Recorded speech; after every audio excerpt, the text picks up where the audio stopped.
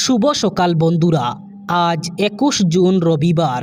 আজকের সকালের বরাক তথা সমগ্র আসামের গুরুত্বপূর্ণ খবরগুলি হলো ২৬ দিনের কর্মসূচি নিয়ে আগামী ৬ জুলাই থেকে শুরু হচ্ছে অসম বিধানসভার বাজেট অধিবেশন, যা চলবে ২১ জুলাই পর্যন্ত। তবে বিধানসভা বসবে ১৬ দিন। ১০ জুলাই প্রথমবারের জন্য পূর্ণাঙ্গ বাজেট পেশ করবেন অর্থমন্ত্রী জয়ন্ত মল্ল বড়ুয়া। এর আগে পূর্ববর্তী সরকারের অর্থমন্ত্রী ছিলেন অজন্তা নেওগ। অতীতেও মন্ত্রী অজন্তা নেওগই বাজেট পেশ করেছিলেন। নবনিযুক্ত অর্থমন্ত্রী জয়ন্ত মল্ল বড়ুয়া প্রথমবারের মতো বাজেট পেশ করবেন।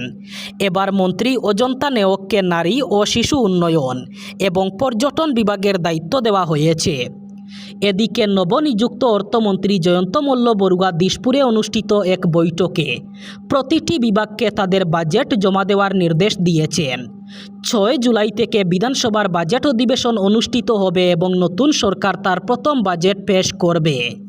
গত ২ দিনের প্রবল বৃষ্টিপাতের পরেই জুনাইয়ের দিখারি ও দেপি নদীর জলস্তর বিপজ্জনকভাবে বৃদ্ধি পেয়েছে। দিখারি নদীর বন্যার জলে জামগুড়ি অঞ্চলসহ ২০টিরও বেশি গ্রাম এবার বন্যায় প্লাবিত হয়েছে। পাশাপাশি জুনাই সদরকে সংযুক্ত করা একমাত্র সড়কটিও বন্যার জলে ক্ষতিগ্রস্ত হয়েছে। মাত্র ২ ঘন্টার মধ্যেই বন্যার জলে বিস্তীর্ণ এলাকা জলমগ্ন হয়ে পড়ায় ২০টিরও বেশি গ্রামের বাসিন্দা চরম দুর্ভোগের মুখে পড়েছেন। নিরাপদ আশ্রয়, খাদ্য এবং গবাদি পশুর খাদ্যের সংকটসহ একাধিক সমস্যা সৃষ্টি হয়েছে। স্থানীয় বাসিন্দাদের অভিযোগ, অরুণাচল প্রদেশে হওয়া ভারী বৃষ্টিপাতের জেরে দিখারি নদীর জল দ্রুত বৃদ্ধি পেয়ে জামগুড়ি সহ বহু গ্রামকে বন্যা কবলিত করেছে। ফলে যোগাযোগ ব্যবস্থা ভেঙে পড়েছে এবং মানুষের দৈনন্দিন জীবনযাত্রা বিপর্যস্ত হয়ে পড়েছে। তারা প্রশাসনের কাছে অবিলম্বে ত্রাণ এবং উদ্ধার ব্যবস্থার দাবি জানিয়েছেন। বন্যার কবলে পড়া বহু পরিবার ঘরবাড়ি ছেড়ে নিরাপদ আশ্রয়ের সন্ধানে অন্যত্র সরে যেতে বাধ্য হয়েছেন। ডিজিটাল পেমেন্টের জন্য অনেকেই ফোনপে, গুগল পে অথবা একাধিক ইউপিআই ব্যবহার করেন। এতদিন পর্যন্ত এই অ্যাপগুলি দিয়ে ফ্রিতেই পেমেন্ট করা যেত। তবে এবার ফোনপে চালু করতে চলেছে বিশেষ নিয়ম। সংস্থার তরফ থেকে জানানো হয়েছে তাদের ওয়ালেট ফিচারের ক্ষেত্রে নতুন নিয়ম চালু হবে। এবার থেকে ১ বছরের বেশি সময় ধরে ইনঅ্যাক্টিভ হয়ে থাকা ফোনপে ওয়ালেটের উপর ৩ মাস অন্তর ১০০ টাকা পর্যন্ত মেনটেইনেন্স ফি কেটে নেওয়া হবে। শুধু তাই নয়, যদি কোনো ইউজার টানা ৩৬৫ দিন তার ওয়ালেট থেকে কোনো ধরনের আর্থিক লেনদেন না করেন, তাহলে সেই ওয়ালেটকে ডরমেন্ট হিসাবে ধরে নেওয়া হবে। অনেকেই ফোনপে অ্যাপ ব্যবহার করলেও সরাসরি ব্যাঙ্ক অ্যাকাউন্ট থেকেই ইউপিআই পেমেন্ট করেন। তারা ফোনপে ওয়ালেটে কোনো ব্যালেন্স রাখেন না অথবা সেখান থেকে কোনো পেমেন্ট করেন না।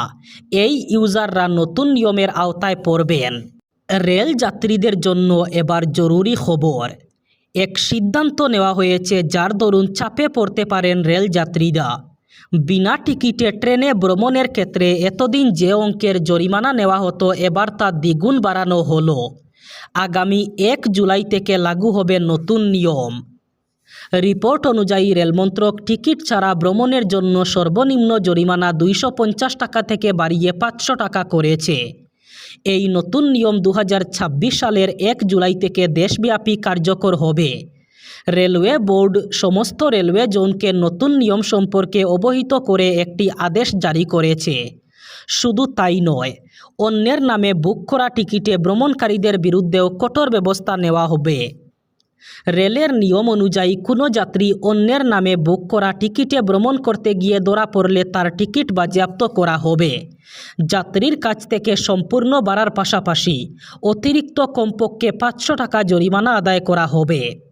যাত্রী জরিমানা দিতে অস্বীকার করলে মামলাটি আদালত পর্যন্ত গড়াতে পারে।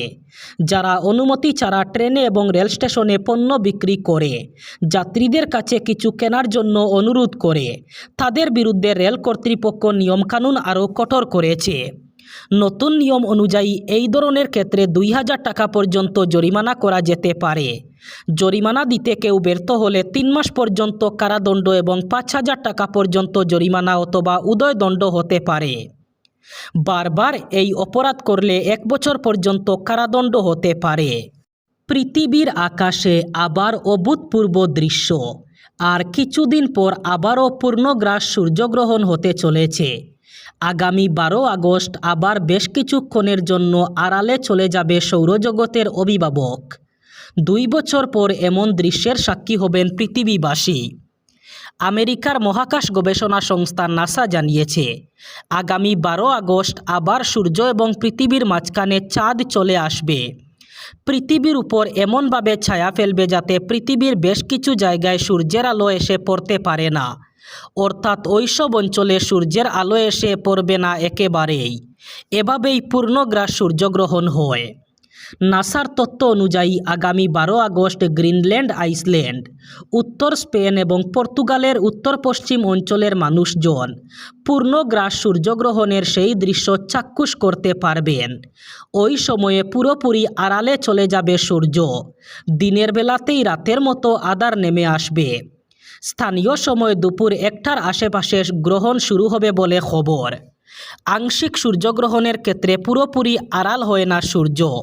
12 আগস্ট পৃথিবীর বেশ কিছু জায়গায় আংশিক সূর্যগ্রহণ দেখা যাবে। সেই তালিকায় রয়েছে ইউরোপ, আফ্রিকা এবং উত্তর আমেরিকার কিছু অঞ্চল।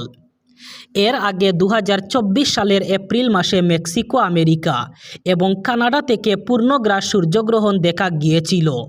তবে এবারের পূর্ণগ্রাস সূর্যগ্রহণ ভারত থেকে দেখা যাবে না। অযোধ্যার রাম মন্দিরে প্রণামীর অর্থ চুরি বিতর্কে সারা দেশে সৃষ্টি হয়েছে চাঞ্চল্য। রাম মন্দিরের প্রণামীর অর্থ চুরি বিতর্কে তৈরি প্রবল অস্বস্তিতে যোগী সরকার। এবার অযোধ্যার রাম মন্দিরের রাশ এবার নিজের হাতে নিতে চাইছেন উত্তরপ্রদেশের মুখ্যমন্ত্রী যোগী আদিত্যনাথ। এক অনুষ্ঠানে ভক্তদের দানের কোটি কোটি টাকা চুরির ঘটনায় দোষীদের শাস্তির বিষয়ে আশ্বাস দেন তিনি। তার কথায় কোনো অপরাধী ছাড় পাবেন না। আমরা ঘটনার তদন্তে বিশেষ তদন্তকারী দল অথবা এসআইটি গঠন করেছি। যদি কেউ দোষী হয় সে অবশ্যই শাস্তি পাবে। বিতর্কের কেন্দ্রবিন্দুতে রয়েছে অযোধ্যার রাম মন্দিরে ভক্তদের দেওয়া অনুদান ও দানবাক্সের অর্থের হিসাবে গরমিল। অভিযোগ উঠেছে মন্দিরে জমা পড়া কোটি কোটি টাকার প্রণামী চুরি হয়েছে। সে নিয়ে গোটা দেশে শোরগোল। বিরোধীরা এই বিষয়টি সামনে এনে স্বচ্ছ তদন্তের দাবি তুলেছে। অযোধ্যার রৌডলি বিধানসভা কেন্দ্রে এক সরকারি অনুষ্ঠানে বক্তব্য রাখতে গিয়ে রাম মন্দিরে চুরির প্রসঙ্গ উঠে আসে উত্তরপ্রদেশের মুখ্যমন্ত্রী যোগী আদিত্যনাথের মুখে। তার কারো প্ররোচনার ফাঁদে পা না দেওয়ার বার্তা দেন তিনি। যোগী বলেন, সব রাম ভক্তদের প্রতি আমার আবেদন, অযোধ্যায় যে ঘটনা ঘটেছে তা মোরা খতিয়ে দেখছি। রাম মন্দির কোটি কোটি মানুষের বিশ্বাসের প্রতীক, তাই অভিযোগকে হালকাভাবে নেওয়া হবে না। ট্রাস্টের অনুমোদনে তারা এসআইটি গঠন করে তদন্ত করছেন। আসল সত্য অবশ্যই প্রকাশ পাবে। তিনি জনসাধারণকে ধৈর্য ধরার আহ্বান জানিয়ে বলেন, বহু বছর অপেক্ষার পরে মন্দির তৈরি হয়েছে। তদন্তের ফলাফল সামনে আসতেও কিছুটা সময় দেওয়া উচিত। এবার বরাক উপত্যকার 3 জেলার আজকের আবহাওয়ার খবর। আজ 21 জুন রবিবার বরাক উপত্যকার 3 জেলায় বৃষ্টির সম্ভাবনা। আজ শিলচর, কাছাড়ে সর্বোচ্চ তাপমাত্রা থাকবে 30 ডিগ্রি সেলসিয়াস এবং সর্বনিম্ন তাপমাত্রা থাকবে 26 ডিগ্রি সেলসিয়াস। শ্রীভূমি, করিমগঞ্জে আজ সর্বোচ্চ তাপমাত্রা থাকবে 30 ডিগ্রি সেলসিয়াস এবং সর্বনিম্ন তাপমাত্রা থাকবে 26 ডিগ্রি সেলসিয়াস। একইভাবে হাইলাকান্দি জেলায়ও আজ সর্বোচ্চ তাপমাত্রা থাকবে 30 ডিগ্রি সেলসিয়াস এবং সর্বনিম্ন তাপমাত্রা থাকবে 26 ডিগ্রি সেলসিয়াস। এই ছিল আজকের সকালের গুরুত্বপূর্ণ খবরগুলি। ভিডিওটি অবশ্যই লাইক করবেন এবং চ্যানেলটি সাবস্ক্রাইব করবেন।